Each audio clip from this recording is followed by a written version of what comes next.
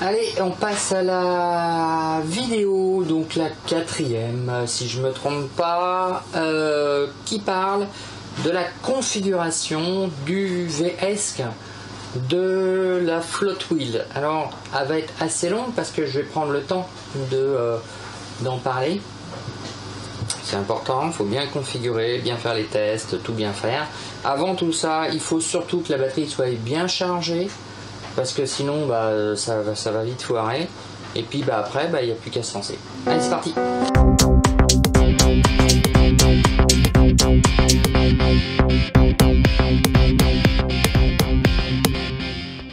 Salut à tous et bienvenue dans cette partie numéro 4 ou 5, enfin je sais pas, c'est l'avant-dernière vidéo du montage de la float wheel.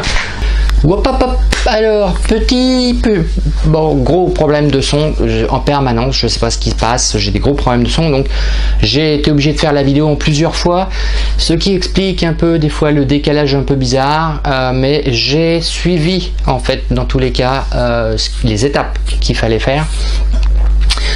Alors profitez bien. C'est un ensemble qui est pratiquement fini. Là j'ai la partie mécanique, la partie électronique, tout est câblé, tout est fini. On va attaquer donc la partie paramétrage du VS. Et c'est une vidéo qui va être très longue. Je préfère le dire tout de suite, j'ai pas la moindre idée du temps que ça va durer, mais il faut compter un certain temps parce qu'il y a pas mal de paramètres à prendre en compte et à régler, notamment parce que ça sort du fonctionnement d'un VS classique où on a juste à régler le moteur et les ampérages batterie et le reste on s'en fout. Mais là on a aussi tout le paramétrage lié au gyroscope et lié au fonctionnement du balance et du tilt-back ou du punch-back dans le cas de notre Alors première chose, comme vous pouvez le constater, j'ai posé la roue sur deux fauteuils pour pouvoir la mettre horizontalement parfaite et dans l'autre sens aussi, enfin de manière générale, qu'elle soit parfaitement calée, tout monté.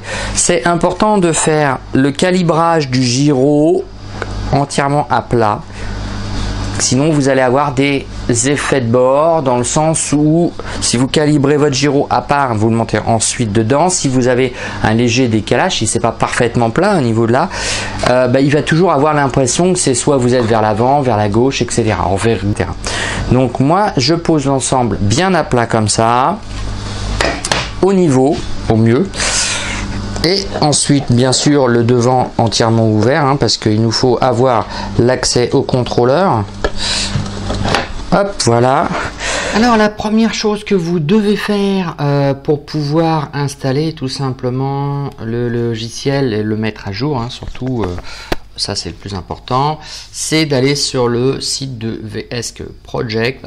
Vous pouvez faire un don. Vous voyez là, vous avez la possibilité de faire des dons, donc c'est pour soutenir le projet, ou alors vous accédez à la version gratuite qui est ici. Vous faites un add to cart de la même façon que vous achèteriez quelque chose, mais vous voyez c'est égal à 0. Ensuite vous faites checkout, etc. Vous renseignez tout ce qui va bien. Dans l'idéal, vous créez un compte. Et vous allez recevoir un lien pour accéder au fichier qui va vous permettre tout simplement de récupérer les fichiers en fonction de votre système d'exploitation et la version qui vous intéresse.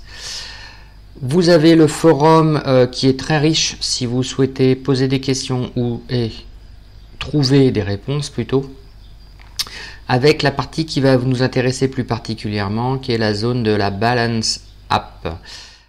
Une fois fait, vous allez tout simplement lancer le logiciel. Une fois qu'il se lance, vous arrivez sur la page d'accueil. Une fois que vous avez lancé le logiciel, vous êtes sur la page d'accueil. Vous branchez le VS, donc le Balance Pro de votre float wheel. On allume la planche. Donc cette dernière doit s'allumer en bleu. Les petites LED bleues qui doivent apparaître, et on plug tout simplement le câble USB. La planche doit tout le temps être allumée pendant toute la procédure, ça c'est super important. Et puis à partir de là, vous passez dans la partie connexion. Sur ce côté-là, donc vous voyez, si votre port n'apparaît pas, vous rafraîchissez. Une fois que vous êtes là, donc vous vous connectez. Hop. En bas, donc là il vous dit qu'il y a un problème de version, il est trop vieux par rapport à la version que vous avez utilisée. Tout dépend à quel moment vous avez acheté le Balance Pro, enfin le Float Wheel.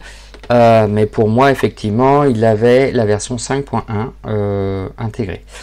En bas vous allez avoir apparaître qu'il est connecté, donc ça c'est important, et qu'il est en mode limité puisqu'il n'a pas la bonne version.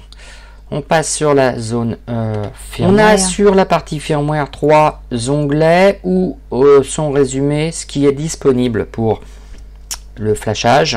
La partie hardware qui va diagnostiquer sur quel type de VS qu'il est connecté. Donc moi je suis sur une version 4.12 mais vous devez avoir uniquement la version 6 puisque ici ce n'est que lié au simple fait que j'ai eu des problèmes avec la vidéo, donc c'est pour ça que je refais ça pour vous montrer. Le fichier custom, c'est au cas où vous vouliez charger un fichier custom comme une 5.3 par exemple au niveau du firmware.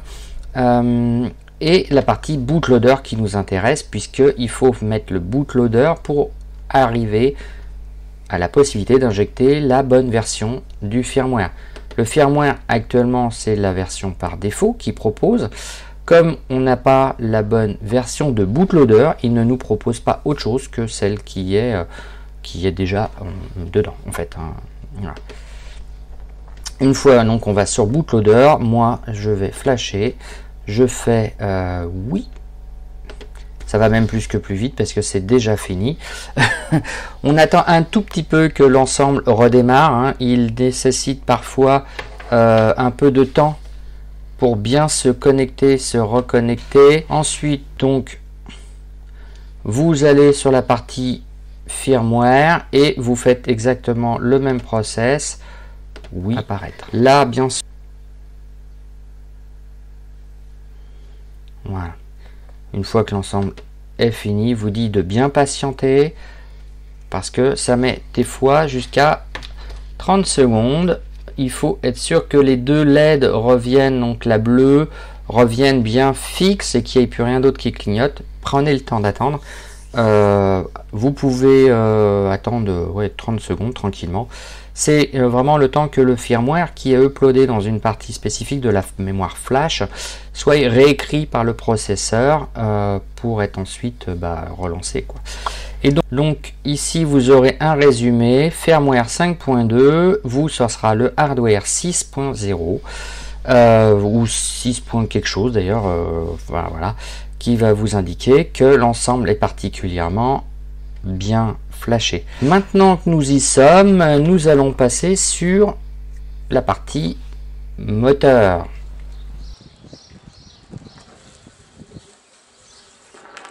Alors moi je vais pas passer par le moteur wizard parce qu'on va le faire tout simplement à la main. On va faire étape par étape. Ici on a dans le général le type de motorisation. Par défaut c'est du FOC, c'est-à-dire un signal proche du sinusoïdal.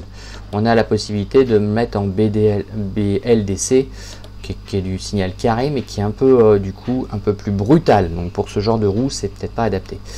Il faut bien préciser qu'on utilise des sensors et là on laisse par défaut. Hein. Ici si la roue tourne dans le mauvais sens, soit on inverse deux fils du moteur, soit on lui dit de tourner dans l'autre sens. Voilà. Le courant, la définition du courant pour le moteur, c'est quelque chose qu'on va faire, mais on va d'abord faire la détection du moteur. Pour ça, on va sur la partie FOC. Voilà. On va cliquer d'abord sur RL. Là, il vous dit qu'il va mesurer l'ensemble. Il dit, je traduis, mais c'est assez drôle parce que je trouve ça sympa. Il dit que les bruits sont complètement normaux. Faut pas le dépluguer ou l'arrêter, sauf si vous voyez de la fumée. Voilà.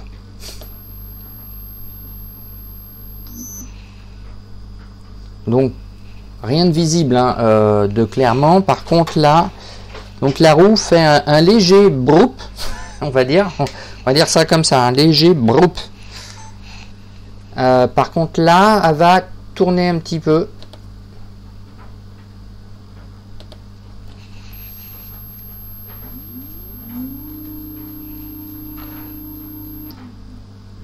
très silencieuse en mode FOC. Ensuite, une fois que tout est vert, vous appuyez sur Apply. En théorie, il y a peu de chances que ça ne soit pas vert. Si c'est le cas, vous pouvez modifier certains paramètres comme le courant ici en l'augmentant, en le réduisant légèrement pour la première partie. Et pour le RAW, vous pouvez effectivement modifier aussi les autres. Voilà. Ensuite, on n'est pas en mode sensorless puisque on a des capteurs. Du coup, on va passer sur la partie All Sensor. Ici, tout est par défaut. On va donc le faire tester. Alors, là, en appuyant sur Start Détection, il va se mettre à tourner tout doucement. Quand je dis tout doucement, c'est tout doucement. Dans un sens, et normalement, puis dans l'autre. Voilà.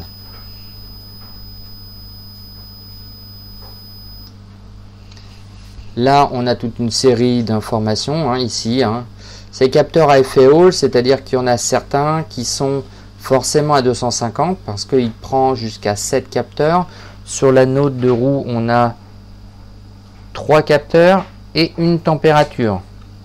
Ce qui fait que du coup, on voit que on n'a que certaines informations et pas toutes. On fait Apply et tout doit passer sur la table supérieure. Voilà, on a les mêmes valeurs ici. Partie encodage, on n'y touche pas. Ça non plus. Ça non plus. On va enregistrer.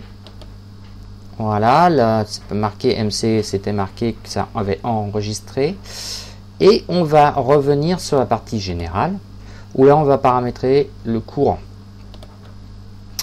Alors, le courant moteur. Le courant moteur, il est à 60 ampères en positif et en négatif. Je vais le laisser par défaut, ça me paraît pas trop mal. Ici, la batterie. Alors, la batterie, il s'agit d'une batterie 12S 1P en 3000 milli. C'est normalement donné pour jusqu'à 30C, donc on va prendre du 20C. Donc 2 x 3, 6. Donc la théorie veut qu'on mette 60 ampères en drainage maximum. Maintenant, je pense que mettre 45 ou 40, ça me semble pas mal. En régène, en théorie, on n'est pas censé dépasser énormément, mais là c'est une grosse roue. Je vais mettre 20 ampères. Là, le reste, on n'y touche pas. Le voltage. Alors, c'est une roue balance. Donc, il vaut mieux cramer la batterie que se cramer la gueule. Donc, on va mettre 0. Tout simplement pour désactiver le voltage. Les RPM. Là, c'est le max RPM. C'est au cas où vous vouliez limiter la vitesse de rotation et la vitesse de pointe. Donc là, on n'y touche pas. Ça, c'est le maximum wattage, j'y touche pas. La température, c'est au cas où vous ayez des limites de température de code d'erreur qui vous arrivent plus tard, vous pourrez la modifier ici en sachant que ces valeurs par défaut sont quand même vachement proches des valeurs maximum tolérées par les MOSFET et le moteur. 85 et 100 degrés dans le moulin, c'est qu'il fait déjà très chaud et vous avez vraiment tiré sur la gueule du truc, et donc il vaut mieux effectivement faire attention. Alors, vous avez par exemple un cut-off start et un cut-off end, donc quand vous dépassez les 100 degrés, il coupe. Donc là, vous voterez. Mais normalement, on n'arrive jamais à ce genre de température. La partie avancée, pareil, on a le minimum de voltage d'entrée pour que le VS autorise le fonctionnement de la roue. Donc là, en fait, on peut mettre un minimum de voltage. On a du 12S, on va faire un petit calcul. Et on a du 12S multiplié par, en théorie, quand on est au plus bas, on va dire 3 volts. Parce que si vous allumez votre board et que vous êtes en dessous de cette valeur-là, il ne démarrera pas. Donc 36 volts, on peut mettre le minimum à 36 volts. Le maximum input voltage, bon bah là on est sur toujours du 12S, hop, voyez, 12S, on va au maximum avoir 4,2 volts par AQ, donc on est à 50,4, il est réglé à 57, c'est très bien. Le reste, j'y touche pas, c'est tout ce qui va être lié aux auxiliaires. On a tout un tas de paramètres qui sont liés aux températures moteur.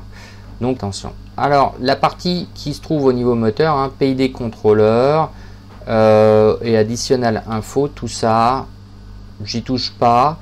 L'expérimente non plus. Additionnel info, c'est intéressant parce que ça vous permet d'avoir les informations de vitesse réelle sur l'applicatif. Donc on va le mettre, hein. Ici c'est une route 270, on n'a pas de ratio et on a en fait 30 pôles, voilà, 30 pôles, un gyr ratio 270 mm, donc ça dépend du gonflage, hein, mais on est pas mal.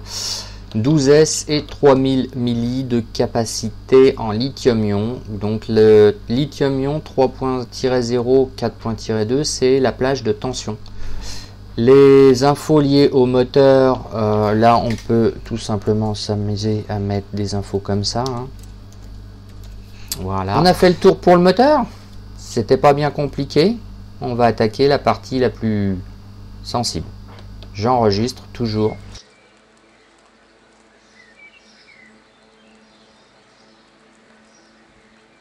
Dans la partie App Setting, maintenant, donc vous choisissez le mode Balance, donc il y en a un certain nombre, hein, le plus intéressant, tout ce qui nous intéresse en réalité, hein, c'est le mode Balance. Des informations qui se trouvent sur les lignes qu'il y a là sont toutes celles par défaut, on les laisse. Il n'y a absolument aucun intérêt de les changer. La partie NRF est toujours activée, voilà, donc j'y touche pas. Nous allons passer d'abord sur l'IMU. Alors l'IMU, c'est ce qui va définir, en fait c'est ce qui est lié à l'orientation qu'on voit ici de la roue. Donc par exemple, si je décale la roue, ah non, il n'est pas connecté, il faut qu'on le mette en real time. Voilà. Et l'IMU, donc là tout défile et là on a tout en temps réel. Voilà. Avant, arrière, haut et bas. Purée, c'est lourd. Donc on voit que ça a parfaitement bien, ça réagit, hein. Alors ici on a dans le mode, donc faut choisir forcément le type internal, c'est le module par défaut, mais si vous avez d'autres types de systèmes IMU, vous les avez ici, c'est ceux qui sont compatibles. La vitesse, on peut laisser 200, certains mettent 1000, donc on va mettre 1000.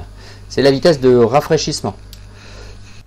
Alors on choisit le mode Mahoney. Ici, moi je ne fais que recopier ce qu'on voit, hein. Je n'ai pas d'autres informations. Ça c'est vraiment voilà, les paramètres qu'on trouve par défaut pour le float wheel. Et ce qu'on va faire déjà, c'est qu'on va calibrer le gyro. Comme vous avez particulièrement bien calé la roue à l'horizontale, vous faites un enregistrement, vous ne touchez plus à rien, vous arrêtez de respirer et vous faites OK.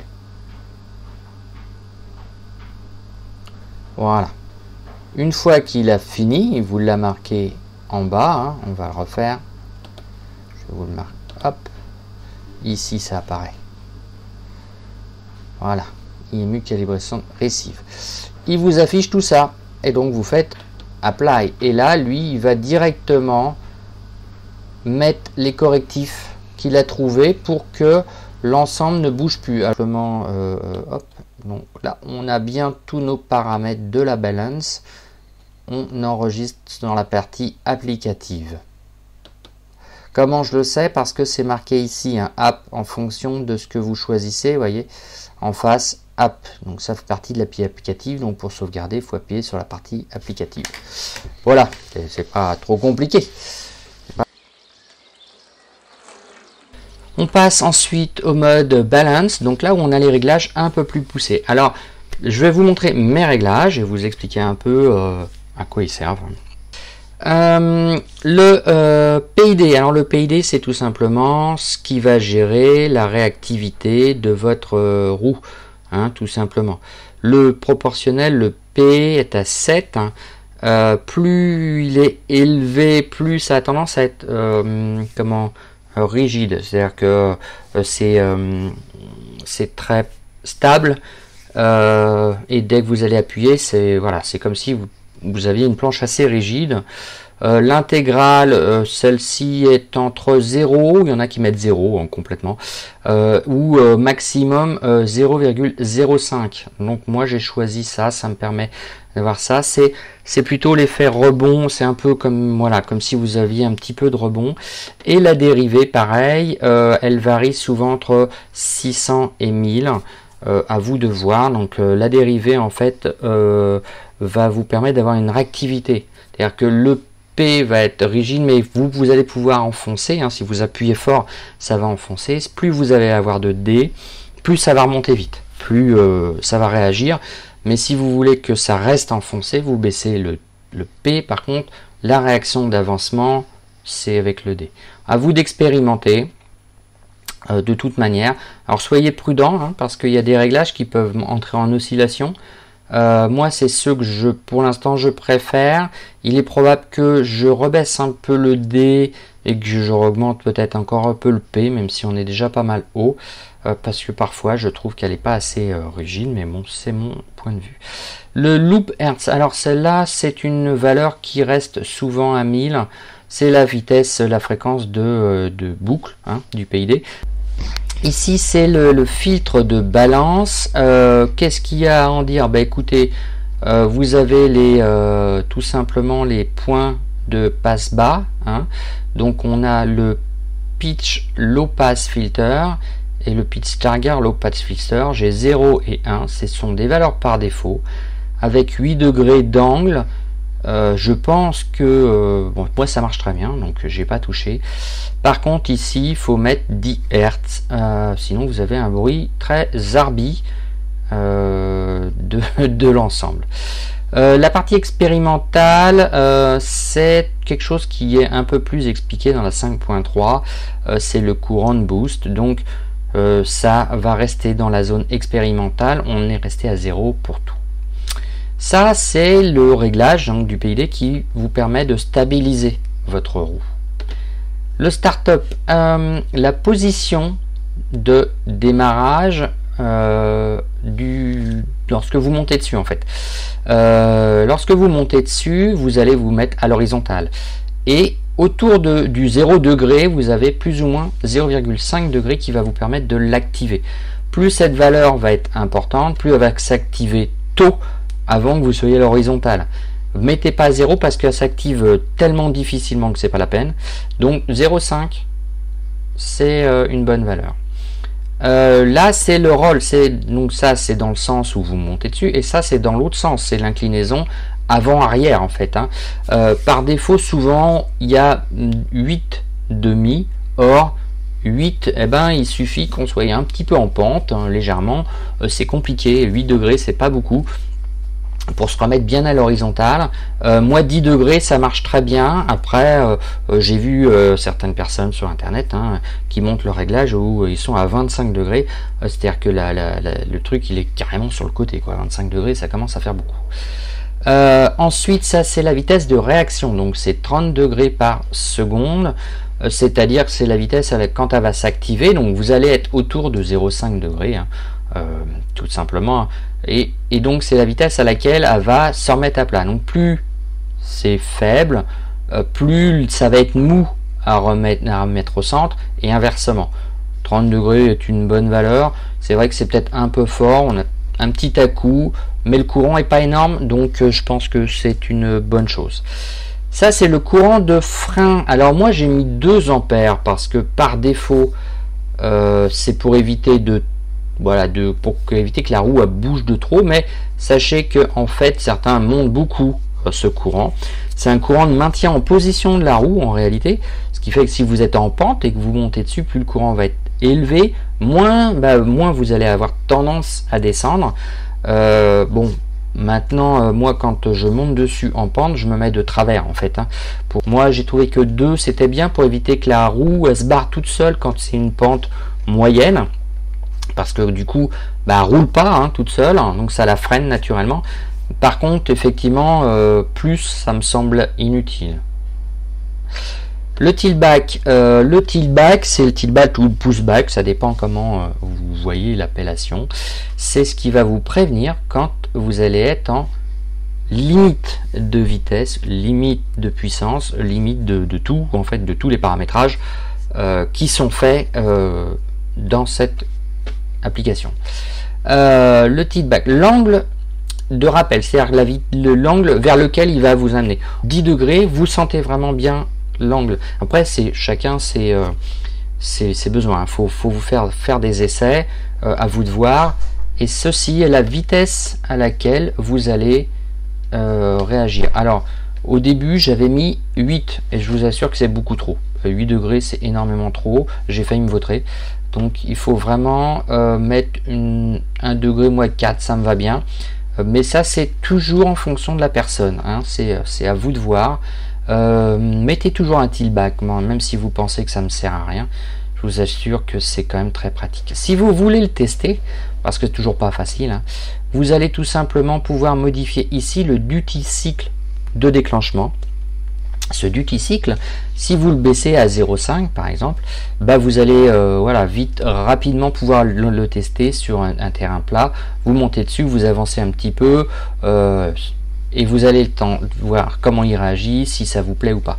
Et puis par défaut, moi j'ai mis 0,75 hein, comme beaucoup de monde. On peut mettre 0,80 si on veut pousser un peu la planche, mais ce qu'il faut voir, c'est que c'est vraiment le moment, ça lui laisse 25% de réserve, et encore, c'est à mon avis, c'est plus proche des 15%, puisque les 10 derniers pourcents ne doivent pas beaucoup être exploitables quand on est lancé. Hein. Il faut quand même vous redresser et éviter que vous vous cassiez la gueule. On a ici le voltage haut. Alors, quand on a un survoltage, vous êtes appelé. Alors, le survoltage intervient essentiellement quand vous faites de la régénération. Quand vous freinez très fortement sur une pente très forte. Voilà, ça c'est important. Alors, il y a un tillback, moi je l'ai mis très haut.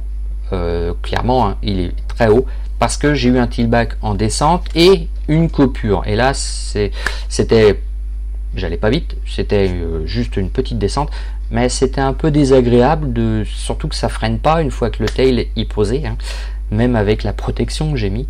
Donc moi je l'ai mis haut pour être sûr que je ne me vaute pas. Je peux faire un peu surcharger la batterie, hein. Une batterie ça change, mais quand vous vous vautrez et que vous allez à l'hôpital, ça devient compliqué. Et dans l'autre sens, pareil, j'ai mis un tillback à 30 volts. 30 volts, c'est trop bas. Faut que je l'enlève un peu parce que du coup j'ai pas du tout de tillback avant la coupure moteur, mais le BMS en fait intégré à la batterie coupe complètement la batterie et j'ai pas trouvé le voltage toujours adapté. Donc plus tard je virerai cette fonction. Je pense que on ne doit pas confier notre vie à un BMS qui coupe la batterie, qui préserve la batterie plutôt que nous. Non, c'est pas mon truc. Donc le tilt back constant, donc j'ai mis 2,5 degrés et non pas 2 degrés mais 2,5 degrés. Donc c'est l'angle de relevé à l'avant. Donc ça va dépendre, certains préfèrent 0, d'autres préfèrent même plus bas, hein, moins quelque chose. Donc vous pouvez mettre l'angle que vous voulez. Alors mettez pas un angle trop élevé parce que ça peut vous jouer des tours déjà pour freiner, hein, puisque plus vous allez avoir l'avant levé, moins vous allez pouvoir freiner, puisque vous allez toucher beaucoup plus vite. Et si vous avez un angle aussi assez important, bah, quand vous allez avoir votre tillback en plus de l'angle que vous avez, hein, bah, ça va, vous n'allez pas le sentir, tout simplement, ça va être déjà... Et là, c'est à partir de quelle vitesse il s'enclenche. Voilà, 200 IRPM, hein, donc ça va assez vite. Dès qu'on commence à avancer, 200 c'est lancé. Les défauts. Alors les défauts, il y a plusieurs défauts. Le premier défaut est lié aux angles. Et ça c'est très intéressant. L'angle de pitch, c'est-à-dire essentiellement dans notre cas, quand vous êtes sur le tail complètement ou complètement sur le nose. Voilà. Donc ça coupe au bout de 10 millisecondes, ça va vous couper le moteur, d'accord. 22 degrés, c'est à peu près l'angle quand le tail touche, en fait, hein, et 10 millisecondes. Normalement, on n'est pas censé freiner brutalement comme ça. L'idée de couper le moteur, c'est plus par sécurité, mais c'est vrai que peut-être qu'il faudrait mettre un peu plus. À savoir que moi j'ai mis ça parce que j'avais beaucoup de ghosts que j'ai résolu et dont je ferai une petite vidéo pour expliquer comment. C'était un des moyens pour moi de désactiver en théorie la planche, ce qui n'était pas toujours le cas. C'est 10 millisecondes, des fois ça peut paraître une éternité. 45 degrés, c'est dans l'autre sens, hein, c'est quand elle est sur le côté, donc ça c'est très important de le mettre à 0. 45, on peut mettre même 30, hein, 30 c'est pas mal. Ça c'est important, dès qu'elle tombe sur le côté, elle se désactive, ce qui fait que si pour une raison quelconque vous avez un ghost, finalement elle finit toujours par tomber à but et voilà, elle s'arrête. Le défaut de vitesse, alors moi là, défaut de cycle à cause de la vitesse, j'ai mis 1, c'est à dire qu'en gros je l'ai jamais. Je l'ai jamais parce que à l'avant il était à 0,95 et il était à 100 millisecondes. Alors le défaut, ça coupe, j'entends bien, les défauts, ça coupe le moteur. Imaginez-vous que vous arrivez à une vitesse auquel d'un seul coup le moteur coupe, je vous raconte pas la catastrophe. Donc moi j'ai préféré l'enlever en sachant que vous avez le tillback. Si vous allez au-delà du tillback, ça veut dire que qu'est-ce qui va se passer et que ça va pas suivre, vous n'atteignez pas les 1. De toute manière, on n'atteint pas les 1. Vous allez avoir pas assez d'énergie, vous avez le nose qui va tomber. Donc soit vous êtes ultra rapide et vous redressez, vous le sentez, soit vous faites comme moi, vous mettez des roues à l'avant, des petites roulettes à l'avant, des roulettes de roller, et vous vous sentez nettement plus en sécurité. Et même si certains trouvent que c'est moche, honnêtement moi je ne regrette pas. J'ai eu déjà où j'ai le nose qui est parti parce que j'ai dépassé la vitesse, les 100% de vitesse. Alors c'est pas les 100% de vitesse, hein, ça fait comme les 0,75 de tout à l'heure, hein, de tillback, c'est 100% de réserve de puissance, enfin de tout. Donc j'ai déjà dépassé en fin de batterie, hein, tout bêtement, il me restait un cran. J'ai le nez qui est tombé, les roues, du coup je suis passé sur les roues, mais je suis pas tombé moi, j'ai eu le temps de me redresser. Bon, j'ai freiné comme un sauvage et elle s'est désactivée à cause des 22 degrés, mais je ne suis pas tombé. Bon, j'allais pas vite non plus, hein. Les fameux ADC, alors les ADC, ça c'est les deux capteurs qui vont qui sont à l'avant, on les voit bouger ici. Voilà. Là je suis sur le ADC 1, vous voyez, quand vous mettez votre pied, vous allez faire varier la tension d'un côté et l'autre c'est pareil. Donc actuellement il est à 0,80. Alors les capteurs renvoient toujours 2,5 2,6 grand maximum, hein, sur du 5 volts en entrée, hein, c'est voilà, c'est comme ça. Du coup ici vous allez régler les tensions de coupure. Alors le premier est à 0,5 et le 2 est à 2,30. D'ailleurs je vais pouvoir en profiter pour le baisser parce que j'avais des problèmes de ghost, mais pas qu'un peu. Ghost que j'ai réussi à résoudre, hein, comme je vous disais, grâce à une astuce toute bête de mettre un peu de papier, du scotch papier tout simplement sur une partie, quelques parties du capteur. J'en reparlerai assez rapidement parce que c'est vraiment pénible de partir quand on roule à la campagne le long d'une route ou un truc comme ça, quand on s'arrête, que la planche elle se barre dans le champ ou voilà, qu'elle traverse la route, qu'il n'y a personne, ça va. Mais ça m'est arrivé en ville et j'imagine les gens qui roulent en ville, c'est juste peu envisageable en fait, hein. Donc là moi je vais mettre 1,5 tout simplement. Voilà, ça va me permettre d'être sûr en fait d'avoir ça de bien. Donc ça c'est des seuils, hein, donc en dessous de cette valeur là il va considérer que le capteur, en fait le switch est off. Et là pareil, donc c'est pour ça que vous voyez on voit ici on a off les values là toutes les deux et on a ici switch half, hein, fault, donc parce que en fait on n'est tout simplement pas enclenché. Ici le half, donc c'est quand on a que l'un des deux qui est déclenché, on a le temps qui est de 50 millisecondes, c'est suffisant en général quand vous faites un saut Voilà. Le full est à 10 millisecondes parce que faut quand même, c'est plus rare d'avoir le pied complètement enlevé. Et comme je fais du quick stop, c'est-à-dire enlever complètement le pied pour m'arrêter, hein, tout simplement, c'est bien d'avoir 10 millisecondes, sinon la roue elle essaye de tourner encore hein, pendant 10 millisecondes. Alors 10 millisecondes ça va, mais quand vous mettez 100, ah bah, je vous assure que c'est pas sain, hein, parce que la roue elle vous entraîne, hein, même bien plaquée, elle finit par vous entraîner. Ici c'est la vitesse, enfin c'est la vitesse de rotation à partir duquel, en dessous duquel est pris en compte le demi fault. Alors le fault pour faire un arrêt, hein. Donc moi j'ai mis 1000 RPM. Ensuite sur le multi-ESC, ben, sachez que si vous avez un ensemble roue stabilisé, vous pouvez piloter un deuxième variateur. Bien sûr, une fois que vous avez mis tous vos paramètres, n'oubliez pas de sauvegarder mock, hein, et à chaque fois vous avez un petit commentaire, donc là c'est assez rapide, hein, mais qui apparaît ici. Alors concernant la connexion Bluetooth, une fois que vous avez flashé l'ensemble, vous pouvez bien sûr continuer via le câble, hein, c'est quand même le plus intéressant, hein. Mais vous pouvez aussi donc tout simplement passer sur la mode connexion et revenir sur Bluetooth.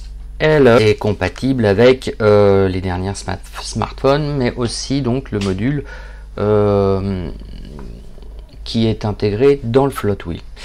Donc quand vous faites une recherche de la même façon, hein, il va vous le voir, ça va vous permettre donc de afficher votre ensemble et vous pouvez bien lui donner un nom. Donc là on fait pareil, hein, on fait connexion, donc ça va être l'occasion de récupérer et de sauvegarder tout simplement mes paramètres. On voit qu'il est aussi connecté, là il marque BLE, hein, c'est très pratique du coup. Je vais lire ma configuration moteur, voilà, et je vais hop,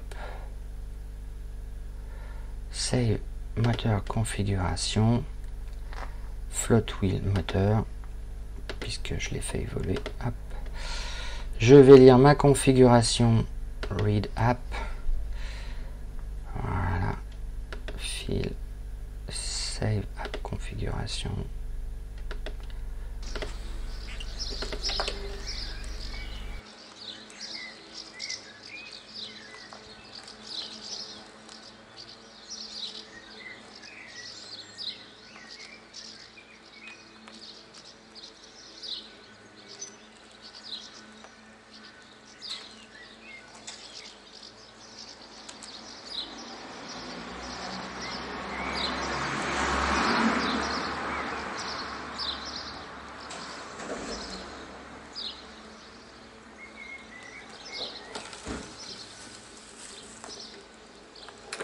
Et voilà, alors j'espère que cette partie réglage, bien que ça soit très long, vous sera utile. J'ai essayé d'expliquer tous les paramètres importants, mais vous pouvez explorer ou regarder d'autres vidéos, bien sûr, je vous en voudrais absolument pas, il y en a beaucoup.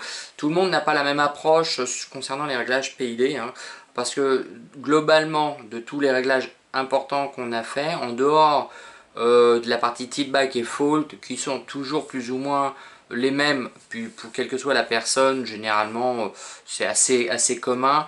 Les PID, les fameux PID liés au réglage de la réaction de la planche dépendent vraiment des gens et de leur usage. Parce que certains aiment bien quand vraiment c'est mou et que ça remonte tout doucement, d'autres veulent pas qu'on puisse enfoncer l'ensemble, d'autres aiment bien quand ça réagit, que ça fait un petit rebond comme ça, ce que j'aime bien aussi. Donc voilà, ça c'est les réglages qu'il faudra trouver vous-même. Donc j'ai essayé de vous expliquer hein, simplement, mais bien sûr le PID c'est un peu plus compliqué que ça, hein, c'est un ensemble des 3 paramètres, c'est pas dédié, chaque paramètre n'est pas dédié à une façon de réagir, hein. C'est vraiment un ensemble. J'ai essayé de vous simplifier l'idée pour ceux qui connaissent absolument pas. Bien sûr ceux qui connaissent, qui me laissent des commentaires désagréables, ça sert à rien, l'idée c'est d'essayer d'expliquer à ceux qui ne connaissent pas comment approcher le réglage qui les intéresse. Voilà, c'était juste petit aparté. Je roule maintenant beaucoup avec, hein. Ce qui me manque en fait c'est plutôt de manière à à mesurer combien de kilomètres j'ai fait. Vraiment, c'est très addictif. Le seul inconvénient que j'aurais tendance à dire, c'est la batterie d'origine qui est un peu faible. C'est pour ça que je suis en train de regarder pour mettre une extension de batterie. Mais ça fera partie d'un épisode qui va venir après, que je vais essayer de monter pendant que voilà, j'ai fait quelques prises de ride, entre guillemets. Et donc je vais expliquer un peu ce que j'en pense, ce que je ressens par rapport à une XR ou une Pint éventuelle, même si j'ai pas essayé de la Pint. J'espère pouvoir enchaîner ça et une petite vidéo, on va dire bonus, sur toutes les parties qui m'ont particulièrement agacé, parce que il y en a forcément qui m'ont pris la tête dans le montage. Voilà, bah, j'espère que vous prendrez du plaisir énorme avec ce genre de roue. Ne désespérez pas au niveau de l'apprentissage, ça va très vite à apprendre, mais il faut quand même un certain temps pour commencer à se sentir en sécurité et maîtriser vraiment les gestes naturels d'arrêt rapide, d'éviter de se vautrer, hein, reprendre un peu de dynamique dans le mouvement, ça met un peu de temps. Donc voilà. Allez, merci de m'avoir suivi et puis bah, à bientôt dans le fond du garage. Salut les fondus!